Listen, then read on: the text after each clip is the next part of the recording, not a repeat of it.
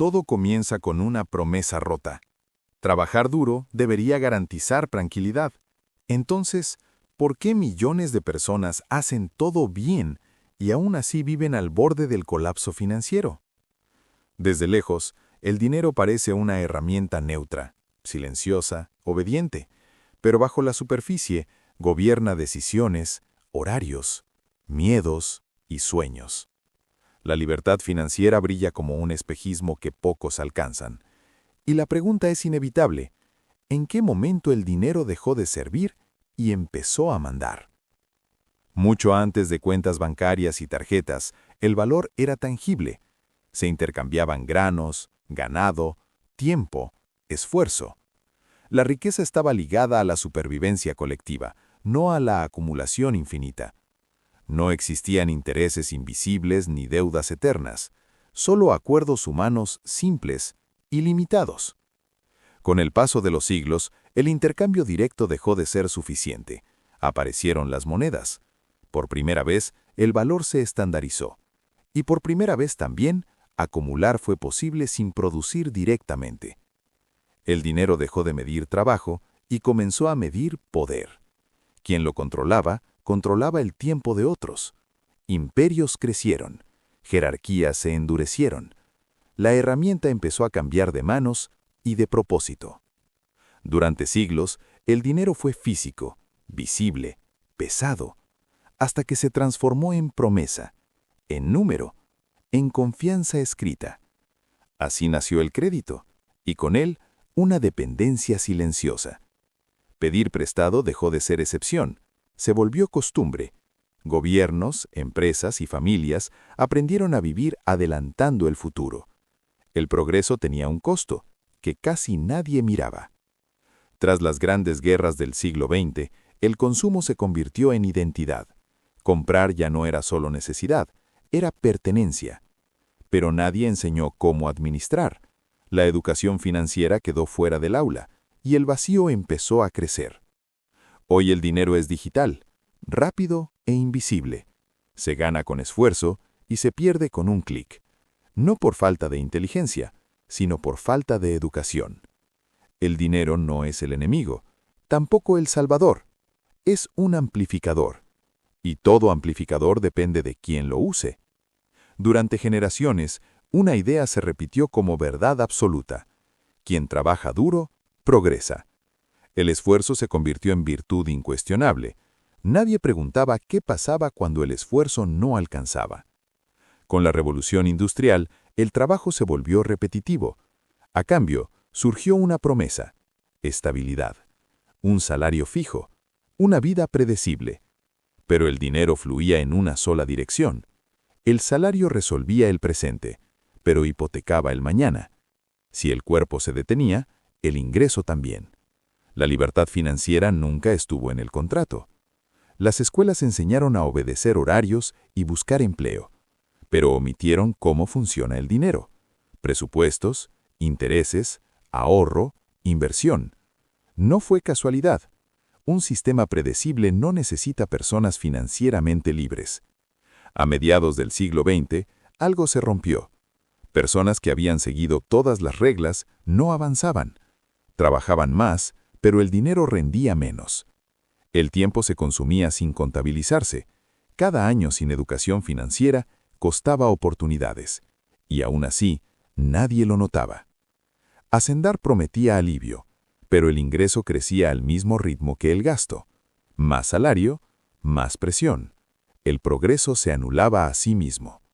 La mayoría no falló por irresponsable, falló por desinformada. El problema nunca fue cuánto dinero entraba, sino cuánto se quedaba y cómo se movía. Trabajar duro no era suficiente, y aceptar eso incomodaba. No fue la falta de dinero lo que detuvo a millones, fue el miedo. Miedo a perder, a equivocarse, a salirse del camino seguro. Ese miedo no nació solo, se heredó. Frases repetidas durante décadas enseñaron a no intentar. La prudencia se confundió con parálisis. Las crisis financieras dejaron cicatrices profundas, ahorros perdidos, empleos desaparecidos. La lección mal aprendida fue clara: El dinero es peligroso. Ante el miedo, muchos eligieron no aprender. Evitar el tema parecía más seguro que entenderlo. El dinero se volvió incómodo, tabú.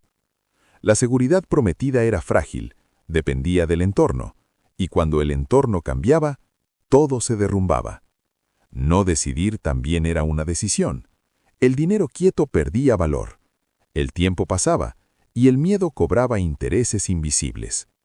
Pero algunos empezaron a cuestionar. No eran expertos, solo curiosos. Entendieron que el mayor riesgo no era aprender, sino permanecer ignorantes. El miedo no desapareció, se volvió medible, controlable, y por primera vez, el control empezó a regresar. Desde fuera, todo parecía estar bien. Compras rutinarias, pagos automáticos, vidas financiadas a plazos. Cada gasto tenía una excusa lógica, pequeñas salidas de dinero, casi invisibles, hasta que se acumulaban. La cultura del ahora dominaba. Comprar hoy, pagar después. El futuro siempre podía esperar. La deuda dejó de asustar, se volvió cotidiana. Pagos pequeños ocultaban totales enormes. La comparación aceleró la caída. El dinero se gastaba para parecer, no para construir. El salario llegaba y desaparecía. No porque fuera poco, sino porque no tenía dirección. Vivir así se volvió normal, pero normal no es saludable. Bastaba un imprevisto para romper el equilibrio. Entonces la normalidad mostraba su fragilidad. Cuestionar todo implicaba incomodidad, pero también abría la puerta al control real.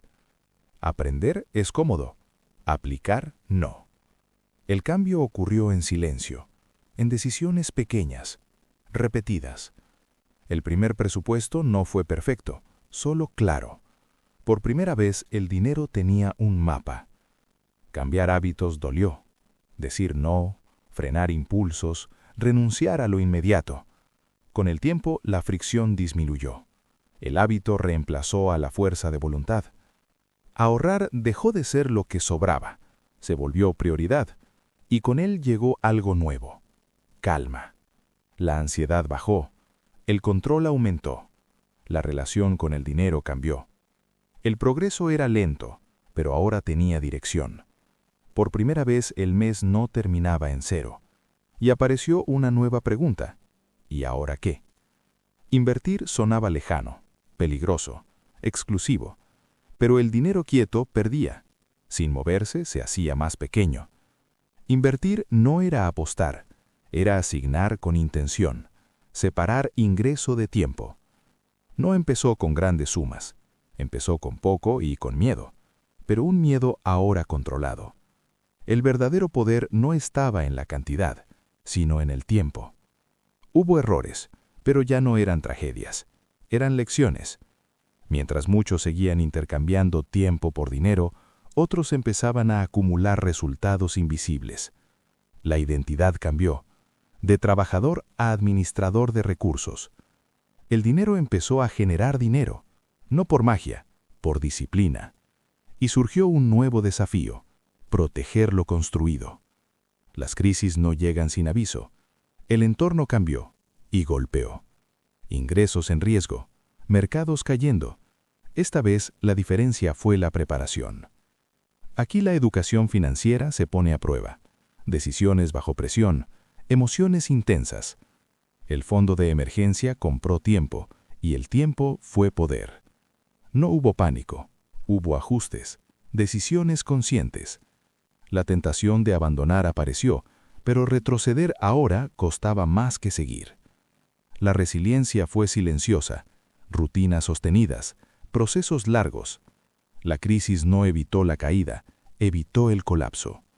Y dejó una última pregunta: ¿es posible trascender? Después de la tormenta no hubo celebración, solo calma. La riqueza dejó de ser números, se convirtió en margen de decisión, en tiempo propio, en tranquilidad. El dinero no cambia a las personas, amplifica lo que ya son. La libertad financiera no es dejar de trabajar, es elegir. Sin propósito, incluso la libertad se vacía. Con propósito, el dinero construye. La transformación más grande fue generacional. Hablar de dinero, enseñar, romper el silencio. Todo comenzó con lo básico: educación financiera para principiantes, sin promesas irreales, solo claridad. La verdadera libertad financiera no hace ruido, no se presume, se vive. Nadie nace sabiendo manejar el dinero, pero todos pueden aprender. El dinero nunca fue el problema, la falta de educación sí. Y ahora la pregunta final es simple: ¿qué historia quieres que cuente el tuyo? Si llegaste hasta aquí, no es por casualidad. Es porque en el fondo sabes que tu relación con el dinero puede ser diferente. Este canal existe para recordarte algo simple pero poderoso. No estás tarde, no estás solo, y no estás condenado a repetir la misma historia. Suscríbete, no para hacerte rico de la noche a la mañana, sino para aprender, paso a paso, a vivir con menos miedo y más control. El próximo episodio puede cambiar la forma en que tomas decisiones, y eso cambia vidas.